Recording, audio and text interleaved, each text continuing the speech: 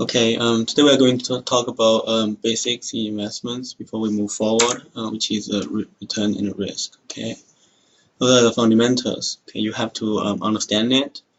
I list some learning objective requirements from CFA and CFP. I'm very sure for FRM and other exams it's also required. It's just the basics. Okay. So first of all, holding period returns. I'm using the Bodhi's book, Essentials of Investments. Some slides are from there, and certainly I add some of my own. Okay. So those we learned in principal finance, right? Basically, how we calculate return. How much you bought it, then how much money you get when you sell it, and then any cash flow during holding period. For example, you paid $10, right? This is your cost. And then you sold it for 12, right? This is your sale. Then you have like $2 dividend. So how do we calculate the return? Simply use 12 minus 10 plus 2 divided by your initial investments, right? That's 40%. It is just as simple as this. It's called a holding period return, okay? Most people should be able to calculate this. However, there are some other return measurements, right? If you want to be more analytical. We have arithmetic average. This is just the common average. So whenever you average something, you finance this arithmetic average. And then we have geometric average. It is a single per period return gives some cumulative performance or sequence of actual return. So you have no idea what's going on here. It's totally fine. Just remember it's compounded, okay? It's compounding period by period return, final per period return that compounds to the same final value. Don't have to remember definitions. Finance is all about logics.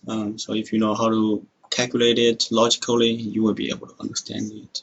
Then we have a dollar weighted average return. It is just the IRR. And then this considers cash flow. Okay. Those two we just assume buy and hold. Okay, so because sometimes you can buy and sell in the middle, right? So that's what it says. Okay, so let's look at one example. Okay, so this is a mutual fund. Okay, we look at their quarterly cash flow, right? So asset under management at start of the quarter, and then this holding period return, total assets before net inflow. So you have 1 million, you make 10%, right? There's a percentage, and then how much money you have. So you'll be 1 plus 10%, right? 1 times 1 plus 10% will be 1.1 million. And then you receive $0.1 million, right, in total. So if you add those two, you have 1.2 million, right? And then this is the number you get started with in the next year. So you just need to know the basics of the form here, okay? And then right here you have 25% return. So 1.2 times 1 plus 25%. This will be equal to 1.5. This is how we get this number, right? And then later, someone invests 0.5 million. This will give you 2. So this is what it is, okay? So let me erase it, and then let's just move forward with calculations. So those are the return, holding period return, right? It's just fairly easy to understand. So the arithmetic average is just simply adding those two divided by 4 because we have 4 time periods, right? Geometric return is a little bit different, okay? It is compounded, right? It seems you have $1 to start, and then later, the first year you make 10%, right? Second year you have 25%. Third year you lost 20%, okay? And then the fourth year you make 20%, right? Then this will equal to 1 plus. What is the return of geometric, right? 4 times, okay? Then you can calculate it, okay? Seems R equals to 7.19%. You can just do your own calculation. Seems there are some animation issues with my slides. Let's look at dollar weighted return. So what is dollar weighted return? This is net present value, right? We want to make our net present value equal to 0. So this is cash flow 0, right? You initially invest 1 million, and then later, so we just focus on those numbers, okay? And then later you invest another 0.1 million. And then you invest another 0.5 million. You withdraw, this is withdraw, right? You take the money back, and then as the last year, this is the net, right? This is the net cash flow. Year 4. So net inflow is 0.6, it will be negative, and then later you sell it for 1.56, right? That's why you get 0.96. Is that making sense? Sorry. Okay, this is good. Yeah, I just got a new writing input. Maybe I need to get a Microsoft Surface Pro. It's just more expensive. It doesn't really matter that much for me. So those are you don't care about the return, right? You don't care about like how much they make every year. You just care about how much money you invest, right? You invest this much. How much money you get back. This will be negative, your investments. Then this is your positive, you get back this amount of money. Then we can just calculate internal rate of return this way. So you'll get like 3.38. So what does that really mean? So remember, like a while ago, if you go back one more slide, 7.19 or 8.75, right? So our return is 8.75, 7.19, and then we have a 4.49 here. It's getting smaller, right? Geometric return is always smaller than arithmetic return. The only reason why our IRR is so small is because you didn't time the market right. You bought high, you sold low, which is very common. It happens to everyone. I mean, if you don't believe me, you can try. If you can time the market correctly, this number will be higher than the other two returns. Another important concept would be different compounding, okay? I'm sorry, this should belong to here. This, I don't know why, it's just different formatting issues. So if you go to the car dealer, right, they tell you that our APR is 12%. Is that your effective rate of return? It really depends on how they calculate compounding. A lot of consumer loan is compounded monthly. No, I'm sorry, I take it back. A lot of like consumer loans or car loans are compounded daily, okay? Like a mortgage, those relatively larger amounts compounded monthly. And a lot of financial products is compounded continuously, okay? So if they tell you it's compounded monthly, you need to calculate your effective rate of return this way. It will be 12.68%. Compounded daily, we have 365 days.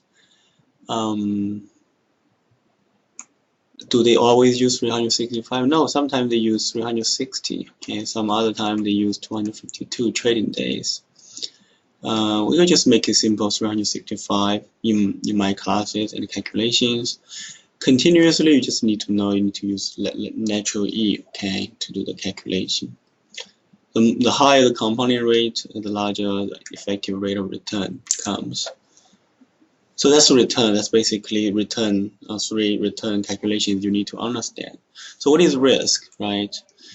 So I wrote this by myself. I think the risk just means uncertainty. We don't know what will happen. Or we know that it can be multiple outcomes, right? It can be bad or good. That's why one really common way to address risk would be scenario analysis. This is used really heavily in banks when they do stress tests. So they just think about bad scenarios, okay? Another way, or more like mathematical way, would be probability distributions. So a lot of time they have continuous distribution or some distribution function that can be mapped to those outcomes. So in investments, Right now we use variance to calculate risk. Basically, the historical volatility is considered a good measurement of the risk of a portfolio. Or you can just do standard deviation, which is the square root of variance. Okay. So this is one example. Okay. So we have like potentially 4 outcomes, right? And then those are the probabilities you think will be right. And then if let's say we have a normal growth, you are going to make 14%. If we have a really bad recession, you are going to lose 37%. If the market is doing great, we have 30%, right? So that's the return. And then you use column B times C. This is your weighted, right? Weighted return. Probability weighted return for each period. And then if you add them up, this would be expected return. If you just add those whole column up, that will be your expected return, 10%. And then if you want to calculate risk, right, you just want to see how far is negative 30% deviate from our average 10%. So this would be column C minus this, right? If you want to calculate variance, you can basically this equals to 47, right, to the power of 2, negative 47 times the probability, right, 0.05. And then let me just do another one, right? This will be the deviated, right, equals to 20 times 0.3. Okay, and then you can just add all those together, you get this number. That's called your variance. That will be considered the risk of this scenario analysis. And then take a square root of that will be your standard deviation. Okay. Another risk measurement will be called evaluated risk, or VAR, right? Especially in regulations, right, for banks. The regulators want to know how bad it can be, right? What does that really mean? Let me just take a look at this, okay? So this is, let me just randomly draw something here, right? So let's just assume right here it's 5%, okay? You just want to know how much can you lose. Let's say if you tell them I can lose $10 million if the worst 5% of things happen. Is that making sense? You just look at this point. This is called VAR. Okay, that's what you reported. And then this is the outcome, right? They have a distribution function here, and it is a normal distribution. It doesn't really necessary to be that, right? You can just do something like this. Like you probably don't lose that much. This is your VAR, or like something like this, right? Or you have something really bad, like if it happens, you have 0 here, right? You have really negative things here. So this will be your VAR. So it has many different types of distributions, and or it can be like this, okay? It does not need to be like continuous. It can be discrete. That's VAR. A lot of times in normal distribution, if they assume normal distribution, what is the 95% VAR? So we know that 95% would be the normal, right? It would be negative 1.64485 standard deviations away from the mean. Okay, so the way to get this number, you go to the T table. Okay, you should learn those in quantitative methods. Okay, to find out. So this is an example. $500,000 stock portfolio has annual return of 12%, standard deviation 35%. What is the portfolio VAR at 5% probability level? Just do 12%, right? This is your mean, right? Minus 1.64485. That's how many deviation away from it. And then what is the standard deviation? 35%. You get like, so you 45.57%. It should be negative. And then you can just calculate, right? You can just lose this much money. This is how much you can lose, right? How do we integrate it? So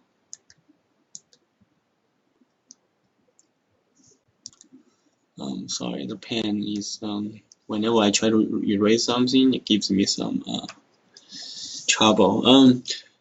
So how do we interpret it? Okay, so let's say this is 0, right? This whole area is lost. Okay. So if the worst 5%, this 5% things happen, right? You can lose at least this amount of money. You can lose more than it, right? If you like lose money here, maybe it's like $1 million.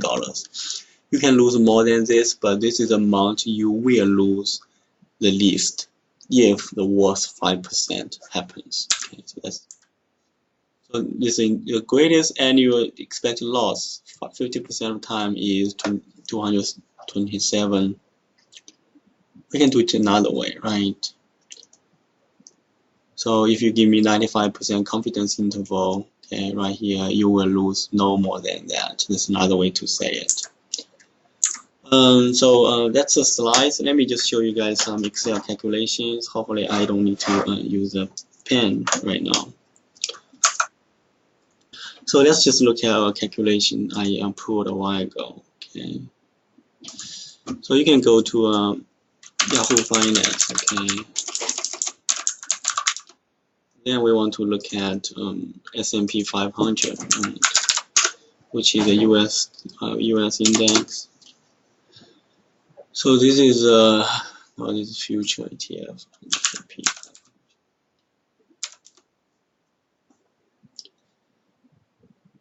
500.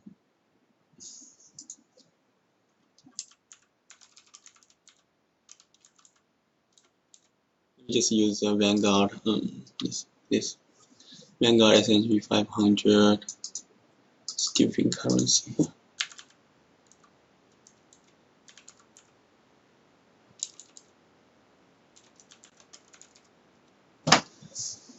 Let's just use this, okay? Sorry, it takes me a while to find the right one. Vanguard S&P 500, okay, index ETF. So those are the returns, right? A lot of times we will look at monthly returns. There's some research on that. Let's look at 5-year. Okay, historical price, okay, supply, and then you can just do download, right? So this is what it looks like.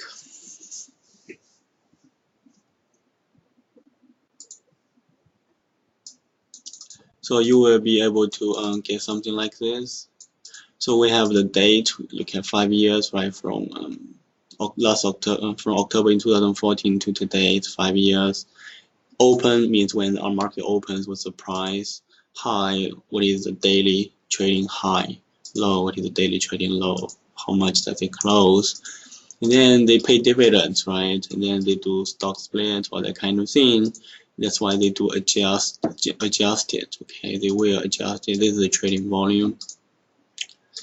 So I calculate something here already. So the first thing we do is calculate return, right? How do we calculate monthly return? Let's say from 2014 October to November, how do we calculate the return?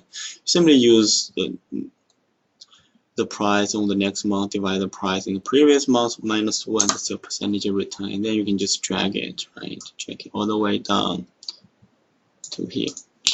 Okay, so that's our percentage of return, right? We talk about returns, right? How do we calculate arithmetic return?